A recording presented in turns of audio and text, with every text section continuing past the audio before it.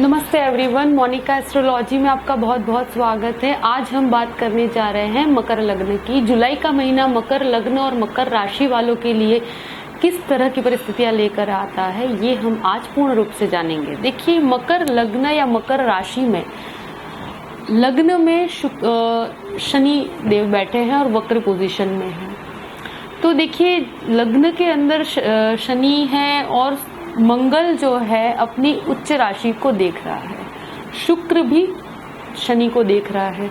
तो ये जो कॉम्बिनेशन बन रहा है वो एक तरह से देखा जाए तो शनि वक्री है, लाभ जरूर दे रहा है, मगर आप कहीं ना कहीं थोड़ा सा आपको जिद्दी बना रहा है। तो ये मत कीजिए, अपनी जिद और अपनी एक व्यवस्था के मैं इस तरह से ही कार्य ये करना चाहता हूँ, थोड़ा सा फ्लेक्सिबल अप्रोच के साथ चलेंगे तो कार्य में बहुत वृद्धि होगी। तो ये एक आपके अंदर फ्लेक्सिबिलिटी आए, ऐसा कुछ कीजिए। आपके कार्य में आप जो भी काम करते हैं उसमें जिद्दी नहीं होना है, आपको लोगों की भी एडवाइस लेकर कार्य करना है। कहीं ना कहीं आप अगर किसी से कुछ अच्छी एडवाइस प्राप्त करते हैं तो उसमें जिद आकर के भाई ये कार्य मैं इसी तरह से करना चाहता हूँ, ऐसा नहीं होता है। कभी कभी उससे आपको काफी इम्प्रूवमेंट होगा, इसलिए फ्लेक्सिबिलिटी के साथ अगर कार्य करते हैं तो आपको बहुत लाभ होगा। स्पेशली ये जो शुक्र की दृष्टि है, इससे आपके अंदर एक क्रिएटिविटी होगी। अगर आप कोई कंस्ट्रक्शन से रिलेटेड कार्य करते हैं तो वो भी आपके लिए बहुत अच्छा है। शुक्र मंगल की ये जो युति है, ये फैशन संबंधी कार्यों में, या आप आर्किटेक्चरल कोई कार्य करते हैं, कंस्ट्रक्शन का कोई कार्य करते हैं, एक रचनात्मकता लाता है। आपके अंदर एक क्रिएटिविटी बहुत ज़्यादा हाई लेवल पर पहुंच जाती है। और एक तरह से आईटी फील्ड वालों के लिए भी ये बहुत पॉजिटिव रिजल्ट्स देता है। दूसरे भाव का ये जो गुरु है वो भी वक्री है और शनि की राशि में, कुंभ राशि में वक्री है।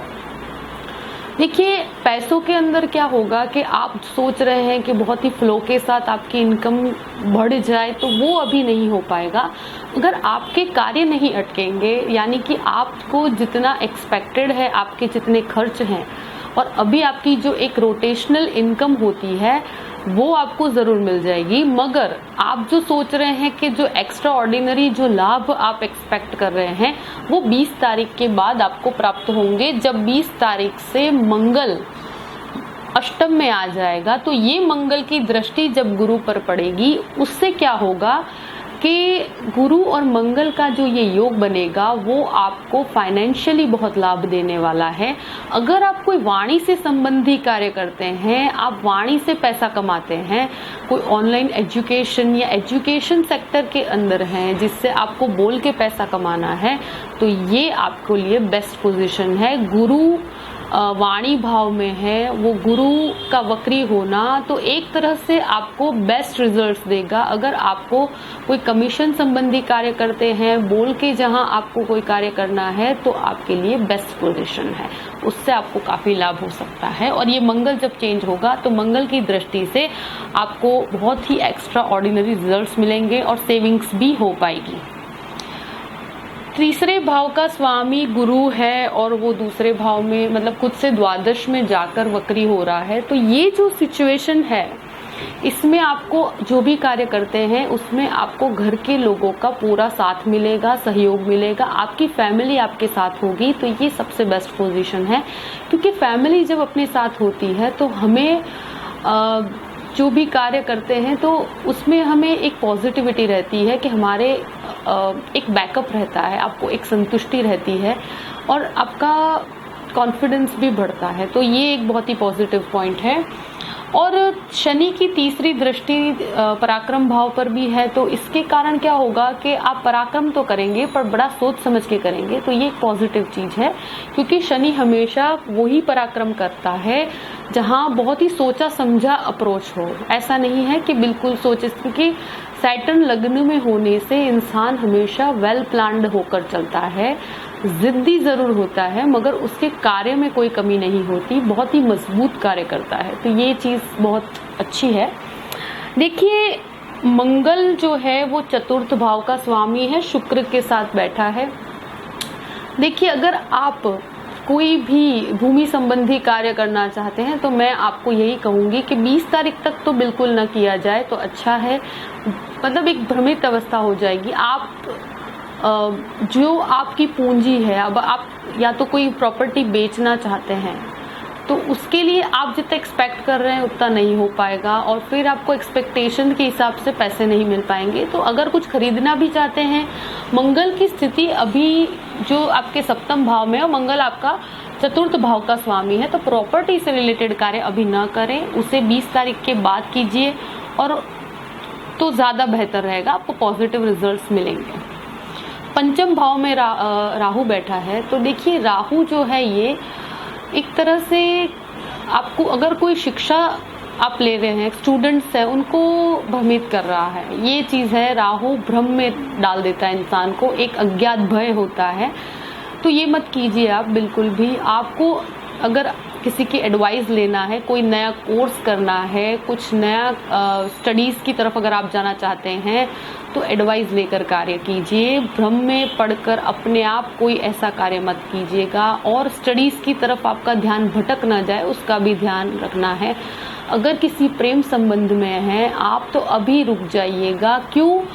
20 तारीख तक जब मंगल शुक्र की युति सप्तम में बनी हुई है, 20-22 दिन का कोई संबंध हो, उसे आप मैरिज तक त्वरित ले जाएं तो ये बहुत गलत हो जाएगा। अभी किसी भी प्रेम संबंध को इतना ज्यादा कोई अभी उस लेवल पर मत लेके जाइए, थोड़ा सा रुक जाइए। 20 तारीख तक तो रुक ही जाइए, क्योंकि ये कहीं ना कहीं भ्रमित अवस्था होगी आपके साथ। कोई भी प्रकार में भी ऐसा हो सकता है आपको किसी से प्रेम है, मगर अभी वो परिस्थितियां नहीं बनी हुई है। आप थोड़ा सा रुक कर पहले उस व्यक्ति को सही तरीके से समझने की कोशिश कीजिए, क्योंकि कभी कभी ऐसा भी होता है कि हमको भ्रम हो जाता है या फिर वहां से पॉजिटिव रिजल्ट नहीं मिलता और हमारी पूरी जिंदगी हमने इमेजिन कर ली होती है।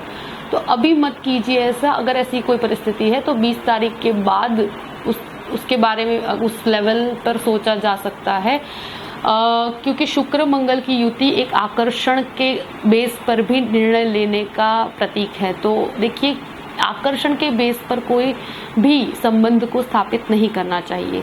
तो हो सके तो थोड़ा सा रुक जाइए, और अगर मैरिज की कोई स्थिति है तो 20 तारीख के बाद निर्णय लिया जाए तो बेहतर रहेगा। सूर्य बुध की युति जो 6th हाउस में बनी हुई है, तो देखिए सूर्य बुध जब भी 6th हाउस में आते हैं और ये स्वगृही पोजीशन है बुध की, तो थोड़ा सा स्किन संबंधी समस्याएं मैंने देखी है। ऊपर से गुरु की दृष्टि पूर्ण है।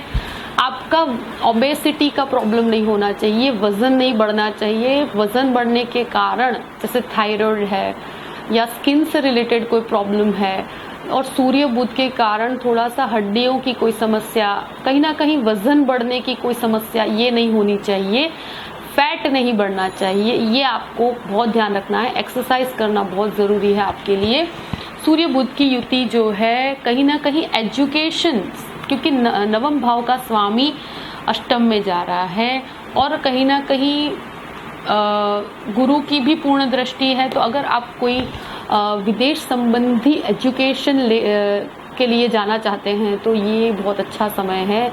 उसके लिए अगर कोई लोन लेना चाहते हैं तो ये लोन ले सकते हैं। उससे आपको एजुकेशन का कोई लोन लेना है तो ये समय आपको लोन जरूर प्राप्त होगा। और आप विदेश जाना चाहते हैं पढ़ने के लिए, स्टूडेंट्स के लिए, तो ये समय इस महीने के अंदर आपको शुरू के जो 15 दिन हैं उसमें आपको अगर लोन प्राप्त करना है तो विदेश जाने से संबंधी कोई भी कार्य है तो आपको कर लेना चाहिए, और लोन मिल भी जाएगा आपको। आप उसमें पॉजिटिव रिजल्ट मिल पाएगा, क्योंकि नवम भाव का स्वामी बुध होकर सूर्य के साथ बैठा है और अष्टम भाव का स्वामी सूर्य भी साथ में है। तो उसके कारण सूर्य बुध की युति से आपको विदेशीय स्टूडेंट वीजा के लिए ये बहुत ही पॉजिटिव रहता है। और शुक्र मंगल की युति सप्तम भाव में है। देखिए, आपकी माता के साथ आपके जो संबंध, आपकी पत्नी और पति के संबंध आपके जो हैं वो खराब ना हो, वो आप देखिएगा, ध्यान रखिएगा, क्योंकि शुक्र मंगल की युति है और चतुर्थ भाव का स्वामी भी मंगल होता है। तो ऐसी कोई अनबन की परिस्थिति हो, 20 तारीख के बाद परिस्थितियां सुधर जाएगी, तो इसकी चिंता करने की बिल्कुल भी जरूरी नहीं है। और शुक्र मंगल की युति और दशम भाव का स्वामी शुक्र मंगल है, तो ये दोनों के साथ जब सप्तम में शुक्र और मंगल है कर्क राशि में, तो ये एक आपके लिए पॉजिटिव, आपके जो कार्य होंगे उसमें आप बहुत ही जोरदार, आपका प्रेजेंटेशन होगा, मतलब आपके प्रेजेंटेशन में कोई कमी नहीं, आपके साहस में कोई कमी नहीं, हर कार्य के अंदर आप ऐसी बहुत सारी परिस्थितियां जो मैंने बताई है उसमें आपको ध्यान रखना है और कोई भी चिंता की बात नहीं है, बस पॉजिटिव रहकर आपको ये समय का बेस्ट यूज करना है। आई होप आपको ये वीडियो पसंद आया होगा, आगे भी जुड़े रहिएगा, सब्सक्राइब कीजिएगा। Thank you so much. जय